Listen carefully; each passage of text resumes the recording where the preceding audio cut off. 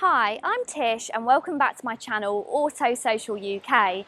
In today's video I'm going to be taking a closer look at, yep, you've guessed it, the Skoda Enyaq. Skoda's first car that's been designed from the ground up to be exclusively a fully electric vehicle. And this car's taken the electric car world by storm because it offers some really high quality interiors, a great amount of range and for a really attractive price. So if you want to see a bit more about the Skoda Enyaq, then please keep watching. If you like new car reviews, please don't forget to go ahead and hit the subscribe button. And if you never want to miss a video from me, then turn on that bell notification. Okay, so let's start with the name, Enyaq. What an awful name. Skoda have already got a bit of a stigma, which I actually think is unfair because their vehicles have been really good nowadays. But just adding yak to the end of anything is never going to make it particularly attractive. I guess I could probably call it the Enyaq, but I don't quite think I'm posh enough to pull that off. But the name aside, actually this car when I first saw it in pictures didn't particularly appeal to me. I thought it looked a little bit boring. However, in person, it's really quite striking. They say that diamonds are a girl's best friend, and that's definitely a common theme used on the Enyaq. You've got kind of a diamond grille at the bottom there. You've also got some diamonds that line these LED front crystal lights. You've got some diamonds across the front wing mirrors, and you've also got a diamond style to the alloy wheel. I really think that it gives it a more premium look to the Skoda Enyaq without making it look tacky. It's very instantly recognisable as being Skoda, especially with this front grille, which is of course blanked out rather than physical because it's not used to cool the engine. And actually later on in the year you're going to be able to add LED lighting to this front grille to give it even more bling, and I really think that's going to look fantastic, especially on the roads at night. There's a lot of sharp edges that have been used on the Enyaq which again give it a slightly more aggressive feeling. Especially being such a large vehicle, it helps to give it a bit more dimension. You've got some massive 21-inch alloy wheels on this vehicle. Again, you've got almost a glistening effect on the inside of these alloy wheels, which I think looks absolutely fantastic. The Enyaq is the biggest EV to be built on the VW MEB electric car platform so far and measures in at 4.65 metres, bigger than the ID4. Considering this is such a large vehicle, Skoda have done a really good job to not make the Enyaq look clumpy, and I think that's really helped by all of these sleek creases across the side. In fact, if you put a couple of Jaguar badges on this car, I really don't think anybody would know the difference. The rear, despite being a little less angular than the front, still looks great, and I'm happy to see that they haven't gone for any fake tailpipes and have just embraced the full electric. Inside this boot is, to be frank, just absolutely massive. Inside here is 585 litres of boot space, and put the rear seats down and that grows to a whopping 1,710, which is bigger than any Volvo estate and only slightly smaller than the largest Skoda SUV. Despite the masses of space in the boot, Skoda and their simply clever designs of course would not forget somewhere to put the charging cables and to be stored out of sight. The electric boot is not standard and instead part of the convenience pack. However, I would recommend it as it's heavy without it. Space in the rear really is as fantastic as they say online. I've got tons of leg space and plenty of head space. You could comfortably sit 2 6-foot people in the rear here, with the front seat passengers still having plenty of space. The middle seat actually isn't too bad either. I'm around 5'4" for reference, but because there's no transmission tunnel, I can comfortably tuck my legs in the middle here. Although this does jut out slightly, so you wouldn't want to be any taller than me if you're going to sit in the middle seat. You've also got quite a lot of adaptations in the rear here, thanks to there being a nice handy package added. I've got the sun visors, I've also got heated rear seats, 2 USB-C charging ports, and my favourite part, you've got these squidgy rear headrests, so that makes it really comfortable for people who want to snooze in the back. I'm happy to report that I certainly haven't been let down by the interior of the Enyaq. It does feel as premium as they said that it would. You can choose between a few different options for the interior, and they're all based on kind of living room ambience. Now, Skoda have said that they've tried to simplify things by basically offering 2 battery sizes, then you choose your interior, and then you choose your different packs. Now, for me personally, I don't think this has made things simpler at all. In fact, there is a lot of overwhelming options that you can choose from, including things like electric seats, your adaptive cruise controls, your safety systems, your rear passenger comfort. It really does become a bit overwhelming, but I'm sure a good sales executive would be able to talk you through your exact wants and needs, and then it becomes quite good because you can have and pay for exactly what you want in your Enyaq. This interior is really, really lovely. These high quality leather seats, and these are actually real leather, which surprises me. They are ethically sourced, but it is real leather and not fake leather like in a lot of the new electric vehicles. I'm not sure if that's going to put people off.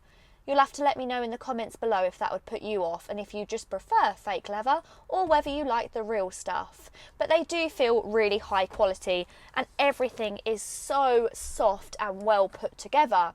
This screen is also fantastic. This is a 13-inch screen, which is the biggest that they've ever featured in any Skoda, and it's really lovely. And I also like how you've got this bar along the bottom where you can tap your options, and it means that you're not going to kind of slip down when you're driving along. I think this is a really simply clever option that they thought about.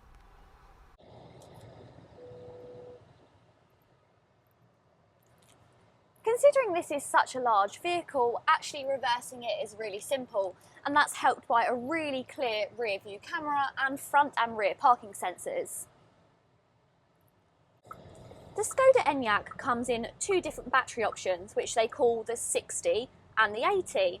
The 60, which is the smaller of the 2, but no means small, is a 58 kilowatt battery, and that will produce 178 brake horsepower and will do 256 miles from a full charge. Yeah, impressive, and that's the smaller of the 2. The larger is a 77 kilowatt battery, which produces 201 brake horsepower and will do a whopping 333 miles on a full electric charge. Okay, realistically, the 60 is probably going to do around 240, and the larger battery realistically around 290, 300. But that's still really impressive considering these days the electric car offerings. The larger battery vehicle will do the 0 to 62 time in 8.2 seconds, which, okay, isn't completely rapid by electric car standards, but then you have to remember that this car weighs nearly 2 tons. But it doesn't feel slow. In fact, it copes with that weight really well. The steering's really well weighted and it handles well, so you certainly don't miss that power. If you want outright power, then you can buy something like the Tesla, but that's not what this car was designed to do. It was designed to have really sharp handling, but also be super comfortable for both the driver and passengers alike. So unfortunately, we do have to talk about something that's disappointed me slightly about the Skoda Enyaq, and that's the charging. To start with, you only get 1 charger as standard, which is your Type 2. Yes, okay, it would take 40 hours to charge from a 3-prong charger, which is probably why they haven't included it, but it is always nice to have in cases of emergency. The next is you don't get an at-home wall box fitted in the price of the Skoda Enyaq, which seems a little bit of a shame. And thirdly, the smaller battery car, the 60, will actually only take 50 kilowatt charging. Come on Skoda, it's 2021. And the larger 80 battery will only take 100 kilowatt charging. Now you can upgrade those to the smaller battery to 100 and the larger battery to 125, but that's going to cost you £440. Now, I would advise doing this because that means that it will drop the charge times to around 40 minutes from a express charger. However, it's a real shame that you don't get that standard. Charging from your standard 7.4 kilowatt wall charger will take 13 hours. Riding on massive 21-inch alloy wheels, I was worried that the Enyaq would be slightly bumpy. However, it absolutely glides along. It really is smooth and comfortable. You can see this is where they've put all of their efforts into this car. Yes, okay, it's not the quickest, but it's extremely nice to drive. The Enyaq comes with the option to have adaptive dampeners, or DCC, which essentially mean that you can tweak the suspension to be cushier or sharper. But to be honest, the standard car copes really well, and I don't really think this is a necessary option.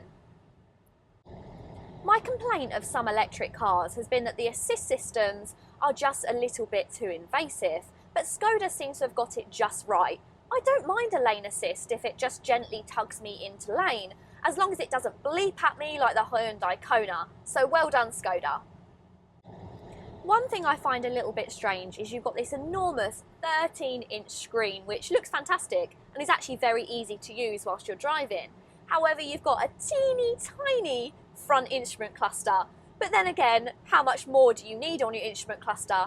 I guess it would have been nice to have some physical dials, but then maybe that's a little bit old school. Apparently we don't do dials on EVs. It houses everything that you might need, but it just feels a little bit small. Maybe it's because this screen is so large, but I don't know, I just would have liked some physical dials. Prices start from $31,995 as all 60 models qualify for the £2,500 government grant. However, go for the 80 and you'll be looking at a starting price of $39,350, rising all the way up to $42,900 for this Sportline model. Which, even though is cheaper than the ID4 or the Mach-e, it does still sound rather pricey. Although, with a highly competitive range, quality cabin and bags of space, I think the Enyaq is a worthy choice. Thank you for watching this video today. If you did want any more information on the Enyaq, then please get in touch with Underwoods Skoda today. I'll pop all their details down below. If you've enjoyed this video, then go ahead and give it a massive thumbs up, and then hit the subscribe button to see future reviews and car content.